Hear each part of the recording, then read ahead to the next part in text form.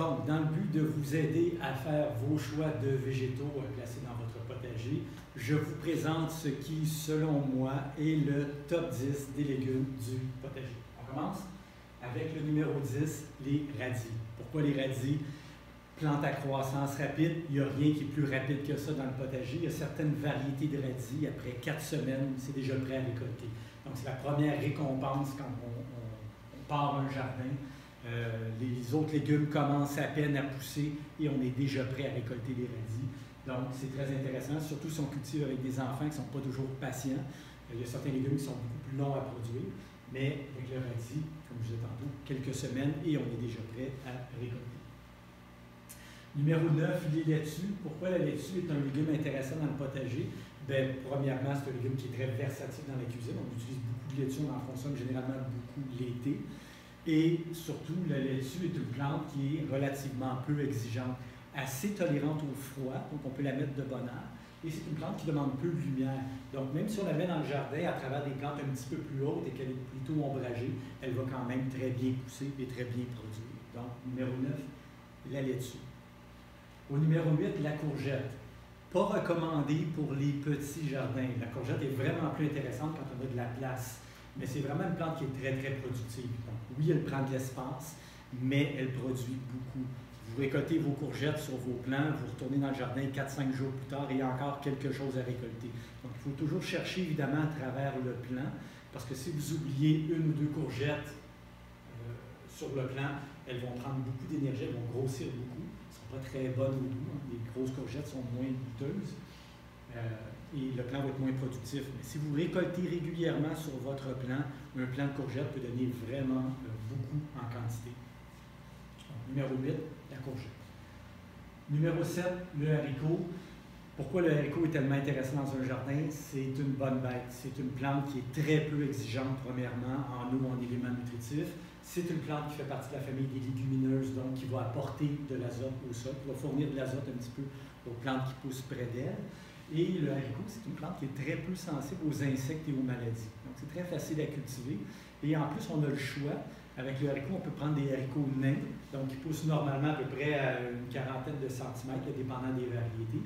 Et on a le haricot grimpant, qui peut vraiment se développer beaucoup et être très, très productif. Donc, haricot grimpant plus productif. Par contre, il va demander un tuteur. Le haricot nain, c'est vraiment une plante très, très facile, qui sort rapidement de terre aussi, qui produit quand même pas mal. Ça produit sur une courte période, mais c'est quand même assez intéressant comme culture. Numéro 6, la carotte.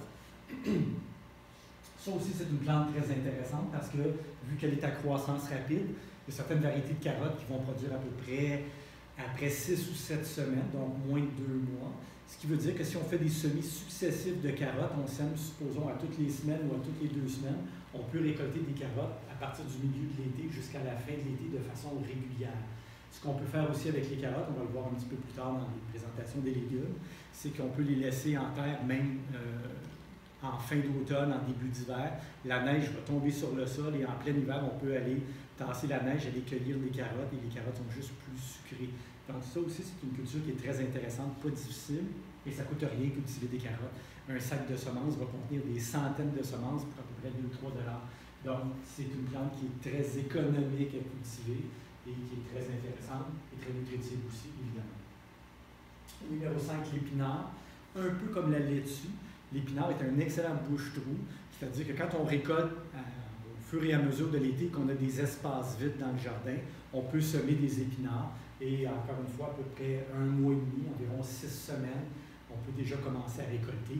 Et on peut même récolter un petit peu plus tôt si on veut des bébés épinards. Et c'est une plante qui se cultive très bien en fin de saison. Donc, comme je disais tantôt, si vous êtes rendu dans le milieu, fin de l'été, vous avez ramassé vos choux, vos brocolis, vous avez des espaces vides dans votre jardin, vous avez à peu près le meilleur bouche-trou disponible avec les épinards. Numéro 4, l'aubergine. À mon avis, c'est la plus belle plante dans le jardin. Le feuillage est très particulier. On le voit ici, c'est des grandes feuilles au lobe arrondi. Et le fruit est spectaculaire, avec la couleur mauve. Il y a différentes variétés d'aubergines, des variétés qui sont plus roses, plus pâles, mais c'est des fruits qui sont très colorés. C'est une plante qui aime beaucoup la chaleur. C'est probablement dans le potager la plante la plus gourmande ou la plus exigeante en chaleur. Donc, les étés très chauds, l'aubergine peut être assez productive, alors que les étés plus frais, ça va produire moins. Et c'est un légume en passant qui se cultive aussi très bien en bac. Donc, souvent, les gens vont faire un potager en pleine terre. Ils vont faire 2-3 bacs, ils vont mettre des plants de tomates et des plants d'aubergine de façon isolée dans des pots. Et c'est une plante qui va très bien produire dans ces conditions-là. Numéro 3, le basilic. Premièrement, pour l'odeur. Donc, quand on est dans un potager, qu'on désherbe, qu'on brasse un peu les plantes et qu'on accroche les plantes de basilic, les terpènes du basilic se dégagent et ça sent très bon. Ça sent le jardin, un petit peu comme les plantes de tomates.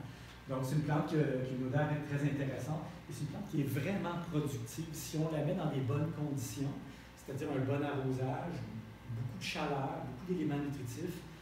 C'est une plante qui se développe très vite. Et ce qu'on peut faire avec le basilic, c'est, on va le voir un petit peu au fur et à mesure du cours, mais si on pince la plante au sommet, comme ici, il va sortir 2 tiges. Et si on pince les 2 tiges, il va en sortir 4. Si on pince les 4, il va en sortir 8. Donc, c'est une plante qui peut devenir très, très grande, très, très productive. Moi, j'ai déjà vu dans les potagers ici, au centre, des plants de basilic qui mesurent à peu près 4 pieds d'eau et qui est à peu près gros comme ça. Donc, on est habitué de voir des petits plants de basilic. C'est sûr, si on récolte beaucoup et souvent, le plant va rester plus petit. Mais si on fait simplement le laisser pousser, qu'on pince à l'occasion et qu'on le laisse se ramifier, c'est une plante qui va être très productive.